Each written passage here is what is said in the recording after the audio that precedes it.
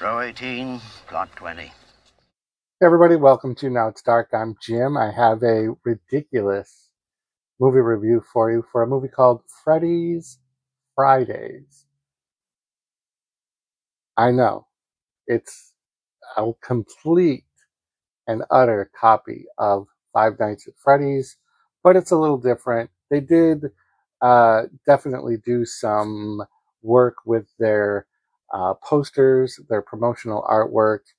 Um, but the stories are actually quite different, and I was expecting a little less from this movie. I was thinking it was going to be more of an animatronic rip-off to cash in. This is an ITN film, if that matters to you. It was just released in October 2023. You can find this in a number of different places. I believe Amazon. I watched it for free on the Roku channel. So if you have a Roku television or Roku stick, um, you can just watch it for free, which is the price that I think this is worth paying for this movie.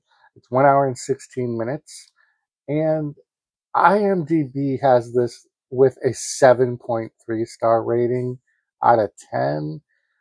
I gotta think that the 55 cast members and production crew must have all did a very glowing review. There's only 55 reviews so far. So the story is an evil man lures female victims to his lair to be sacrificed by monsters. The director is Ben J. Williams, written by Charlie Carter and Tom Carter, and it's got a cast of a bunch of people that have been in a lot of other um, movies by this production company, some of which are somewhat well known, like Winnie the Pooh, Blood and Honey. They are working on Winnie the Pooh, Blood and Honey 2. The Curse of Humpty Dumpty is a film that I've done a review on in the past on this channel. Some of the other movies are a Peter Pan movie. They've done a Bambi movie, Easter Bunny, The Legend of Jack and Jill. So you can kind of see there's a theme here where they're taking like childhood stories and making horror films out of them.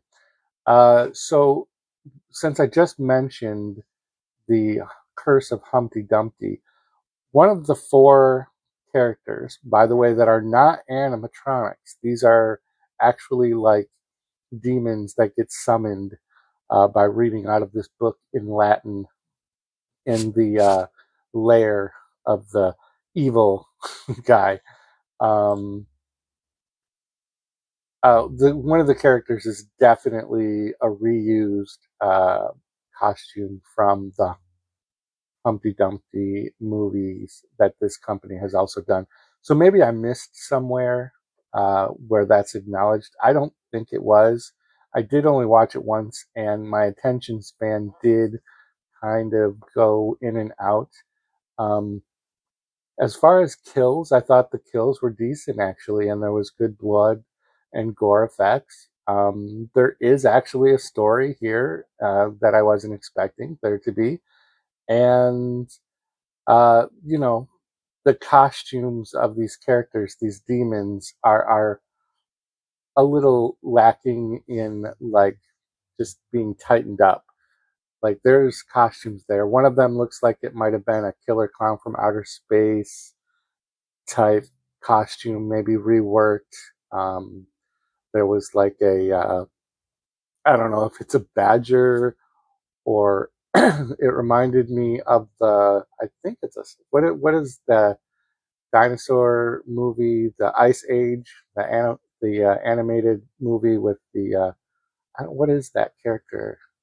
It's not a squirrel, but it kind of reminded me of that. If you look at the poster, you'll see what I mean. And then there's kind of like a I don't know if it's a scarecrow or just a sack head kind of a creature. And yeah, so this evil guy just tricks these women There's no nudity or anything like that. There's you know, just it's really this very basic story, but some of the set pieces, the scenery, like where his lair is, I thought looked pretty decent.